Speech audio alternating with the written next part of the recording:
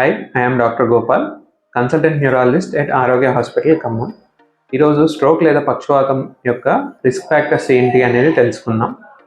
ముఖ్యమైన risk factors వయసు లేదా షుగర్, బీపీ, కొలెస్ట్రాల్స్ ఎక్కువ ఉండడం, గుండె సమస్యలు ఉన్నవాళ్ళు, కిడ్నీ ప్రాబ్లం ఉన్నవాళ్ళు, సికేడి ఉన్నవాళ్ళు, దాంతోపాటుగా బాగా ఒబీస్ ఉన్నవాళ్ళు, ఊబకాయం సమస్యతో బాధపడేవాళ్ళు, తర్వాత ఫిజికల్ యాక్టివిటీ లేకపోవడం, తర్వాత డ్రగ్ ఎడిక్షన్స్, ఇవన్నీ స్ట్రోక్ లేదా పక్షవాతానికి వెల్ ఎస్టాబ్లిష్డ్ రిస్క్ ఫ్యాక్టర్స్.